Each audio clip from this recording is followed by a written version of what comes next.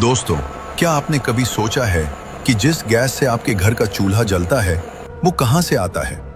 आज मैं आपको एक ऐसे सफर के बारे में बताऊंगा जो समुद्र के बीच से शुरू होता है और सीधा आपके किचन तक पहुंचता है। ये है लिक्विफाइड नेचुरल गैस यानी LNG की इनक्रेडिबल जर्नी।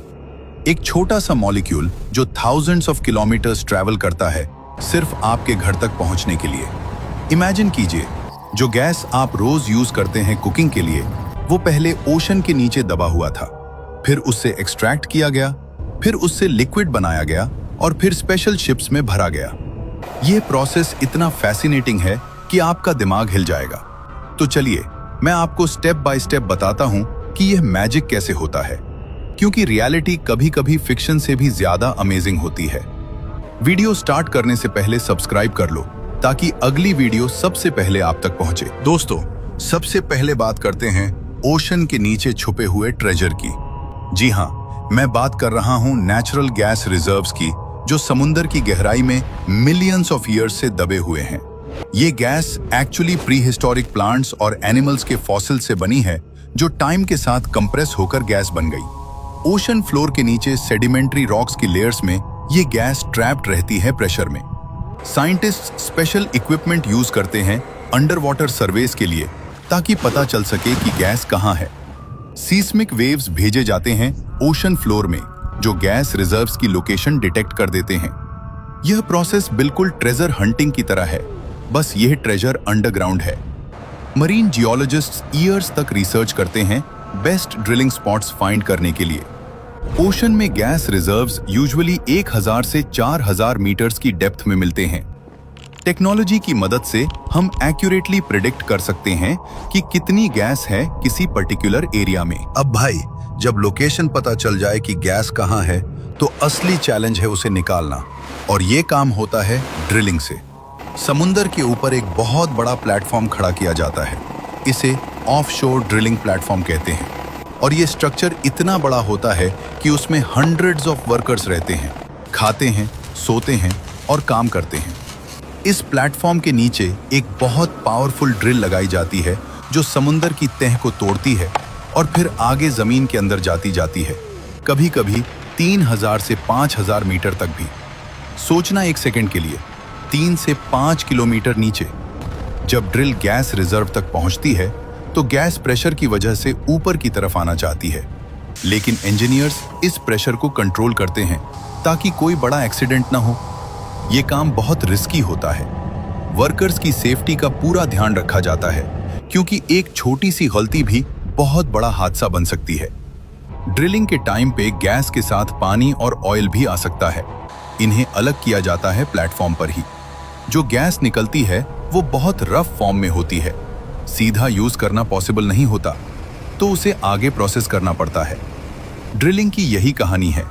समुद्र के दरमियान तूफान और लहरों के बीच इंसान अपना काम करता रहता है बिना रुके। ये वो लोग हैं जो 1 महीने या 2 महीने प्लेटफॉर्म पर रहते हैं, घर से दूर, ताकि आपके घर में गैस पहुंचे। जो गैस समुद्र से निकली है वो बिल्कुल सीधी यूज के लिए तैयार नहीं होती। इसमें काफी सारी गंदगी होती है जो पहले साफ करनी पड़ती है।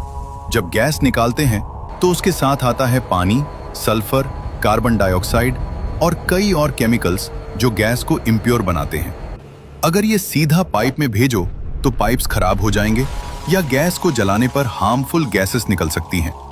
तो पहला काम होता है गैस प्रोसेसिंग का, यानी इस रॉ गैस को एक प्लांट में भेजा जाता है जहां से सब कुछ अलग किया जाता है।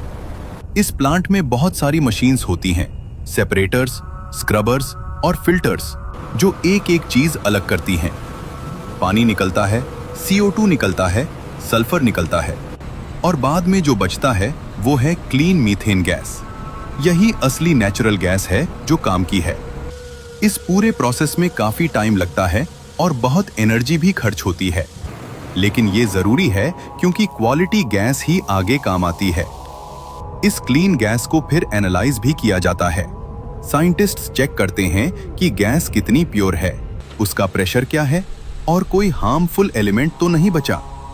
एक बार क्लीनिंग कंप्लीट होती है तो ये गैस रेडी होती है अगला बड़ा कदम लेने के लिए।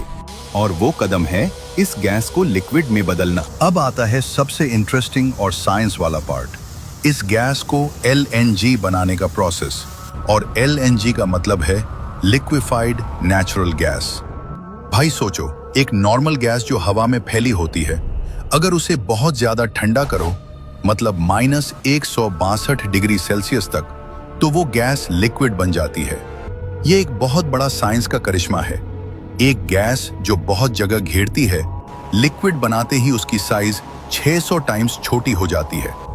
मतलब जो गैस एक बड़ा फुटबॉल ग्राउंड भर सकती थी, वो अब एक छोटी सी टंकी में आ जाती है। यही रीजन है कि LNG बनाते हैं, ताकि ज्यादा क्वांटिटी को एक जगह से दूसरी जगह ले जाना आसान हो जाए। इस प्रोसेस के लिए बहुत बड़ी लिक्विफैक्शन प्लांट बनाई जाती है, जहां स्पेशल कंप्रेसर्स और कूलिंग सिस्टम्स लगाए जाते हैं जो गैस को इतना ठंडा कर देते हैं। ये पूरा प्लांट एक मिनी सिटी की तरह होता है। हजारों लोग काम करते हैं वहां। जब गैस लिक्विड बन जाती है तो उसका रंग हल्का सा ट्रांसपेरेंट होता है और ये बहुत ही ठंडा होता है। इतना ठंडा कि अगर इसे हाथ लगाओ तो हाथ जल जाएगा। एक्चुअली ये इतना एक्सट्रीम टेम्परेचर है कि मेटल भी कुछ सेकंड्स में डैमेज हो सकती है। इसलिए LNG को स्टोर करने और ट्रांसपोर्ट करने के लिए स्पेशल इंसुलेटेड कंटेनर्स यूज किए जाते हैं जो इसे ठंडा रख सकें। ये लिक्विफैक्शन प्लांट अक्सर वहां होती है जहां गैस निकाली जाती है, ताकि सीधा LNG बना के शिप करो।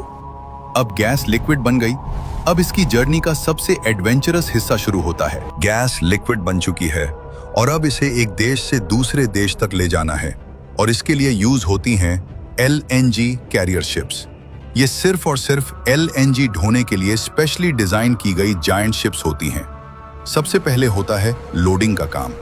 LNG को एक स्पेशल लोडिंग टर्मिनल पर बड़े इंसुलेटेड पाइप्स के जरिए -162 डिग्री के साथ सीधा शिप के अंदर डाला जाता है, और ये काम 12 से 24 घंटे तक चलता है, क्योंकि इतने ठंडे लिक्विड को बहुत स्लोली ट्रांसफर करना पड़ता है। जब शिप पूरी लोड हो जाती है तो क्रू हर चीज चेक करता है। प्रेशर, टेम्परेचर, लीकेज सब ग्रीन होने के बाद ही शिप पोर्ट छोड़ती है। समुंदर में भी काम बंद नहीं होता। क्रू 24 घंटे कंट्रोल रूम से हर टैंक को मॉनिटर करता रहता है पूरे सफर में। कतर से इंडिया तक का ये सफर लगभग 7 से 10 दिन का होता है, और जब शिप अपनी मंजिल के पोर्ट पर पहुंचती है, तब जाकर ये LNG का समुंदर वाला हिस्सा खत्म होता है और अगला सफर शुरू होता है। ये शिप्स इतनी महंगी होती हैं, एक शिप की कीमत $200 मिलियन से ज्यादा होती है।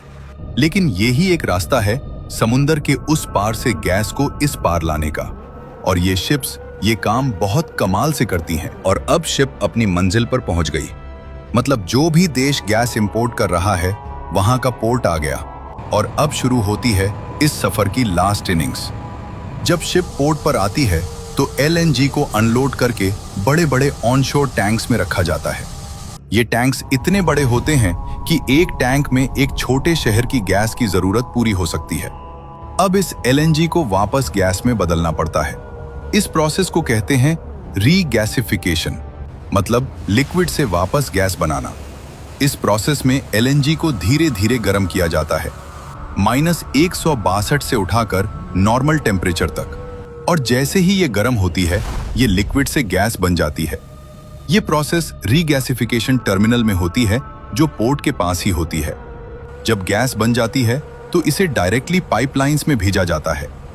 ये पाइपलाइंस जमीन के अंदर होती हैं और एक बड़े नेटवर्क की तरह पूरे शहर और कॉलोनी में फैली होती हैं। जब गैस पाइपलाइन में आती है तो पहले सिटी गेट स्टेशनों आते हैं, जहां गैस का प्रेशर चेक होता है और रिड्यूस किया जाता है, क्योंकि गैस का ओरिजिनल प्रेशर बहुत ज्यादा होता है, सीधा घर नहीं भेज सकते। फिर डिस्ट्रीब्यूशन पाइपलाइंस से गैस लोकल एरियाज में जाती है, और वहां से CNG स्टेशनों और घर और फैक्ट्रीज सब जगह पहुंचती है। और जब तुम अपने घर का चूल्हा जलाते हो, गैस की जो ब्लू फ्लेम निकलती है, वो ही है उस समुंदर की गहराई की गैस जो इतना लंबा सफर करके आपके पास आई है। ये कोई छोटी बात नहीं है।